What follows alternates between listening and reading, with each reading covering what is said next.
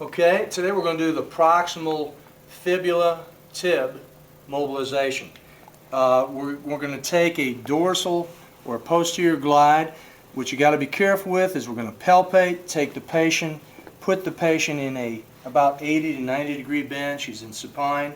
I find the fibular head, and I'm very cautious not to get onto the common peroneal nerve. So I'm going to use my thumb and my thenar eminence as a form of mobilization. I get down into this position and I'm going to stabilize tibia, and I'm just going to do a very gentle posterior glide with fibula.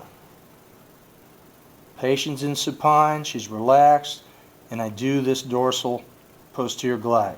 As you know, what takes place down at the ankle, when the ankle goes into dorsiflexion and plantar flexion, with dorsiflexion we have movement because of the talus and the mortise going into and spreading the talar crural joint.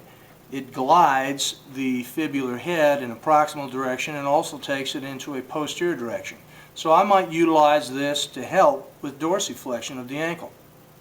Then I'm going to position the patient in a quadruped position, because conversely, with plantar flexion of the ankle, it helps to glide the patient ventrally as well as distally on the fibula on tibia.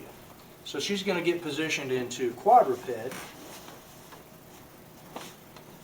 and I'm going to make sure that her feet are kind of off the edge so that she's in a good position.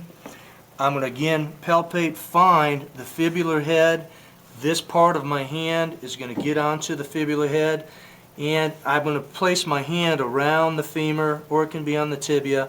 I tend to grab the femur so that I'm not pushing and moving her. From this position, I want to be very careful, and I'm going to ask input from the patient. Does that feel comfortable to you? Yes. Or does that hurt? Because if I create any tingling or pain in there, I may want to go a little more in a distal direction, away from the head of that femur. So I'm always being conscious of the common peroneal nerve.